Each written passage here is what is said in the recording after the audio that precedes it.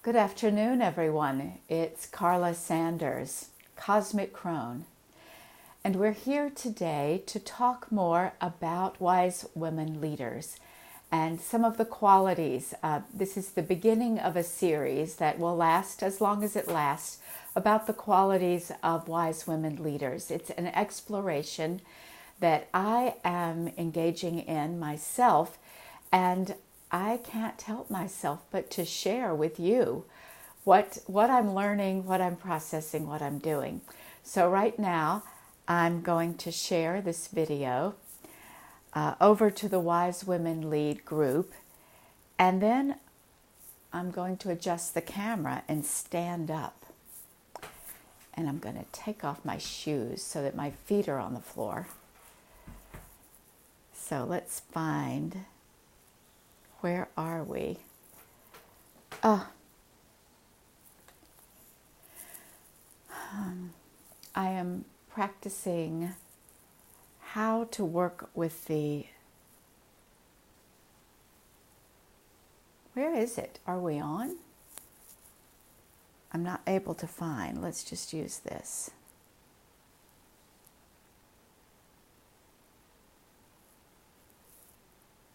I'm not seeing the video. Am I live on the page? Oh, I have to refresh it. There.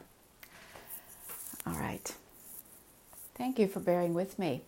And people have not... Oh, someone just came on. People, I'm sorting through the technology, getting myself ready with sharing this video over to the page.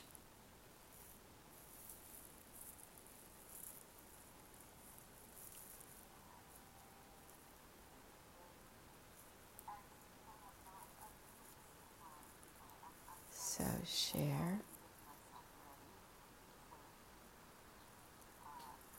Excuse me a minute. Be right with you.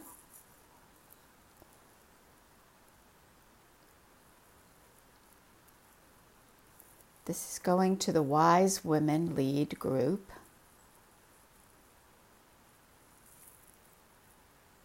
Good. All right. Now I want to stand up because I like to speak when I'm standing up. There. Good. Hi, everyone. I see there are two people who found their way here. Thank you for coming. All right. I'm going to begin again with my introduction. I am Carla Sanders, the Cosmic Crone, and I'm speaking to you today about wise woman leadership, the leadership of the crone, which is something the world is calling for, and it's something that the world is calling women to do. And I need to mute myself. So hi, welcome. Welcome. If you're here and you're would like to introduce yourself and let me know what's, who's here, your thoughts about what I'm saying. Likes and hearts are always great. However, conversation,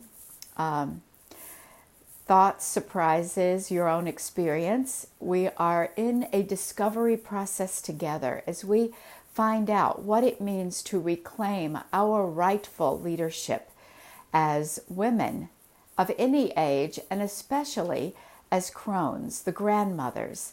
We have a particular role in the world, and it's time for us to step into that and to do whatever it takes to reclaim that power and to remember how to show up as wise women leaders. So today I am speaking about where we get our authority. Wise women leaders receive authority from nature. And I decided to make this the first one because I don't know, it's not something that human beings remember very well. When we talk about leaders, we think about institutions, structures, leading people, and some sort of inner authority or authority conferred from the outside, like a rank in the military or rising through the ranks in a business or a corporation or education. We really think of, we are conditioned, we cannot help but think of patriarchal leadership, the paradigms of leadership that have come to us through the patriarchy. And that's completely understandable. So part of what we're doing in this series is recreating the idea of leadership from where we are as women, as wise women, as crones, as elders. And what applies to us as women is incredibly unique to women. And some of it also applies to men who are in tune to nature, to the feminine, who realize that they are here to serve life. So if you happen to be a man and you've wandered into this, there's something for you here as well.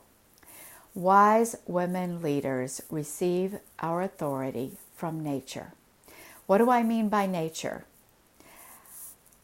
It can mean different things depending on where we live and what our experience is. So there are levels of nature.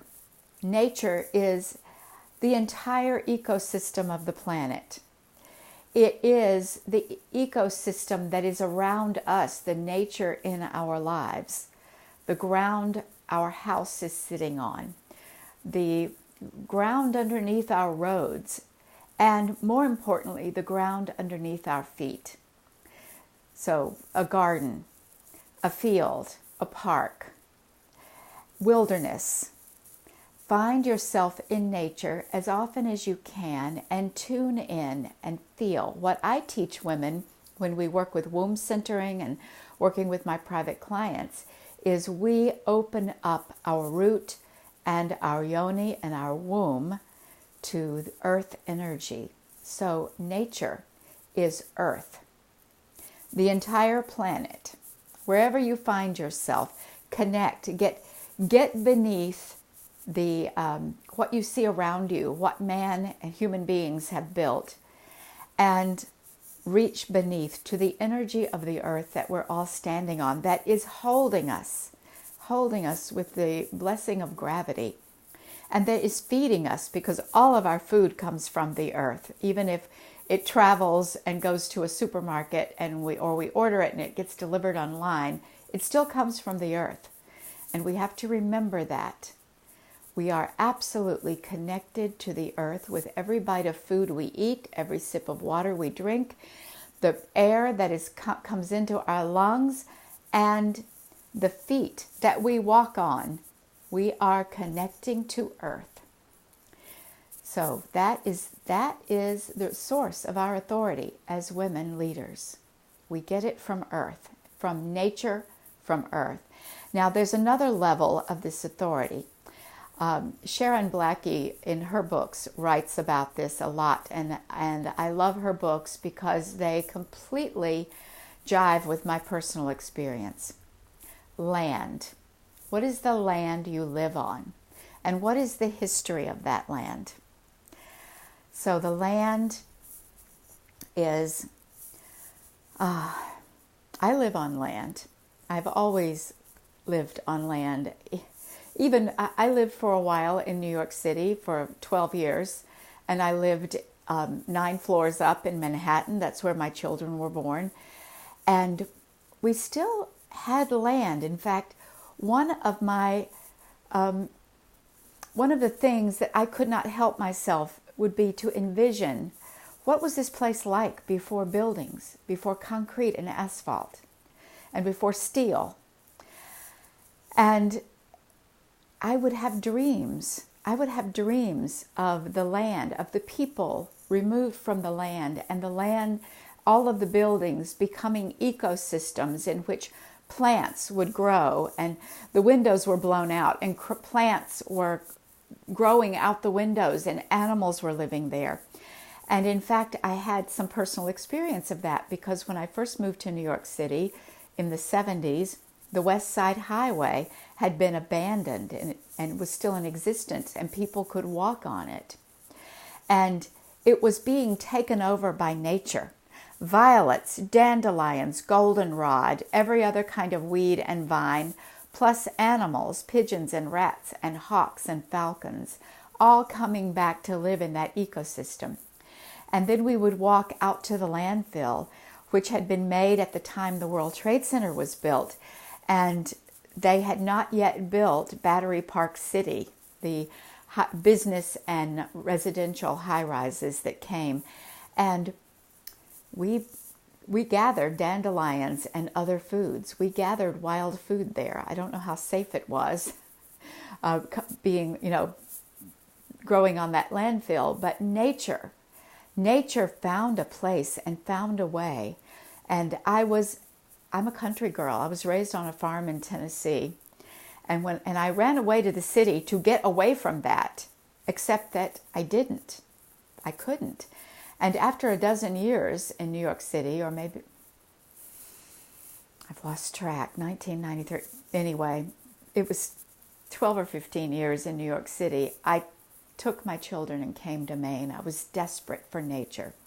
And what's interesting, what I was desperate for, that I knew, was the night sky.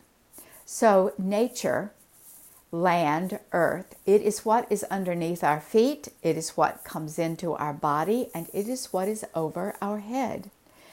I'm getting a little bit ahead of myself. Let's talk about the land where you live. So wherever you live on the planet, whoever you are, whatever your cultural background, your DNA background, your ethnicity, your race, your gender, you live on land that has been inhabited for eons, for many, many generations, by people who, some of their descendants may already still be on the land, some of them are not.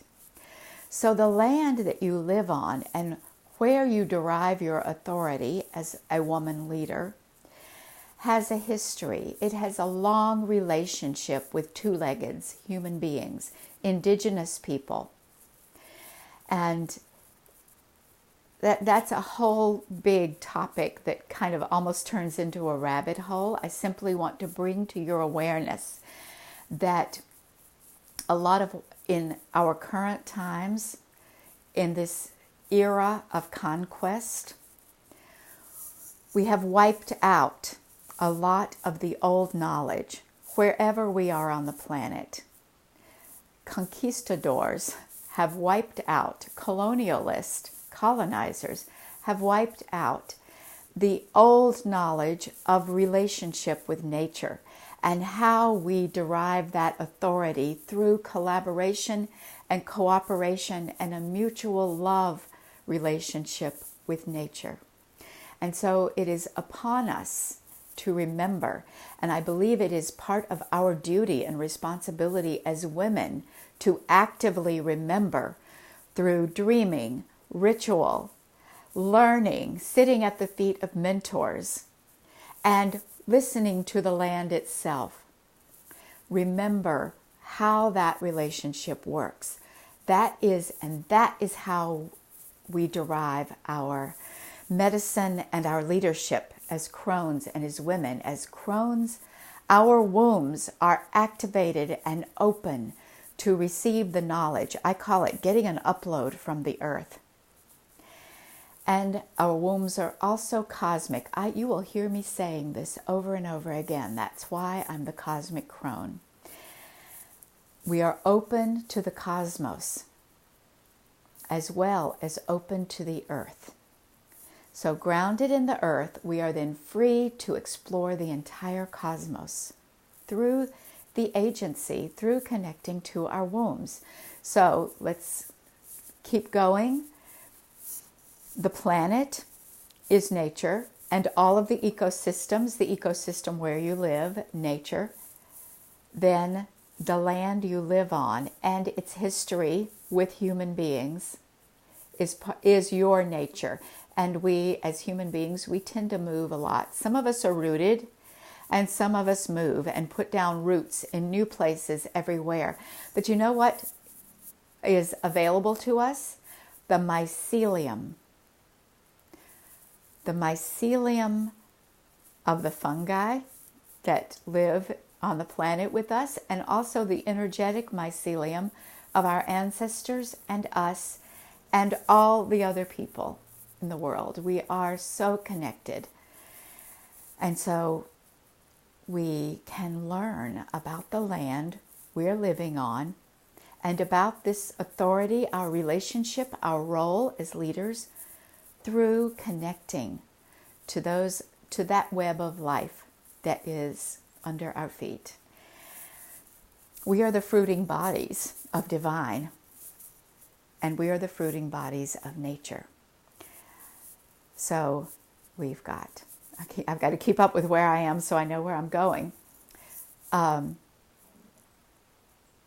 after the land where we live, there is the cosmos. There is the land above us, sky. So that means the sun and the moon and their movements and how that creates seasons, how that creates time. Time is part of nature because nature lives and operates in cycles, in layers of cycle upon cycle upon cycle. And we have these, upon this planet, we have these cycles of the sun going around. And depending on where on the surface of the planet we live, our relationship to those cycles is unique. So the cycle of the day, the cycle of the moon, the cycle of the year, and then the cycle of change over time. And we have astronomical time where there are cycles of 26,000 years and cycles of 2,000 years and cycles of 10,000 years. And cycles that are so long that we don't even know what they are. And then there are cycles of nanoseconds. There are quantum cycles that are happening inside of us and in life all the time. How long does it take? There's been a conversation going on about speed, and the topic was money. But the fact is, in this universe, things that we assume take a long time can happen instantly. And things that we wish would happen instantly, we have to honor that they are in a longer cycle. So it is part of our learning to be leaders to honor the cycles which are part of nature at every level. And so there are cycles also. I work with astrology with my clients. Because we get so much information about where they've been and where they're going and what their resources are. And that is a way of accessing the nature that is outside of our planet. Now, some aspects of that cycle of astrology are visible. That's how astrology happened. What was visible? In the ancient beginnings of astrology, it was the same as astronomy. It came from measuring and observing nature overhead, over the sky, and observing the cycle of the sky as it moved through the seasons and the years. And now that we have new instruments beyond our eyes, that's expanded our reach, this resource has become so much bigger. And so I look at that and say, what is represented by these objects, by these worlds, these planets, these worlds, these stars? They are also divinity in form. They are a part of the earth. They are our relatives from other places. And they speak to us. They tell us a story. And what we make of that story becomes part of our training and education as leaders. So, wise women leaders, we receive our authority to lead from nature. It comes with having a womb. It comes with having breasts. It comes with having a vulva. It comes from having a body that swells, that has the capacity to expand, to allow new life through. And as we age, that capacity transmutes so that it is allowing wisdom through and knowing the knowing that we receive from tuning into nature. So how do we access this? Through our bodies. I've just described another way that we access through nature. We are designed, our divine design as feminine bodies gives us authority and leadership because we have access to knowing, access to the cosmos, access to the earth. We carry the seed of new life, and we are the portal through which it comes. That gives us authority, autonomy, sovereignty over self, and that extends out to all of life. And we are to be trusted with this knowing, with this power, with this wisdom. It is in our bodies. It cannot be legislated away, nor can it be legislated in. It is not about the law of systems and institutions. It comes from nature through us. And what I invite you to do right now, sometime today, is to go out, put your feet on the ground, put your whole body on the ground, immerse yourself in water, living water, if the weather permits. If you live in a place where it's warm and you can get to a pond or a lake or a river or an ocean, or even a mud puddle, if you can only immerse your feet, receive rainwater, living water on the earth, and be with the earth and feel your body, feel that energy. Our skeleton has about the same vibration as the earth. We ground through our skeletons and we can feel that connection when we allow it. So, and here's another thing you can do that might be really easy. Hug a tree. You can literally put your arms around it, or you can sit or stand and lean against it and let the tree embrace you and listen. Listen to the sounds overhead, birds and leaves and insects. And then listen to what's going on in the roots, what's moving through the tree against your spine. Ask the tree, ask the stones, ask the sky, what can it teach you about your own leadership, your own power, your own authority? Where are you denying your authority? Where are you not considering yourself worthy? Where do you believe you are disconnected, unworthy, or simply not ready, or simply ignorant, not knowing? Where do you think that is true?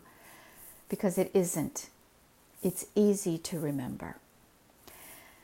So go in nature, find your tree, your stone, your earth, your ground, your water, your mud.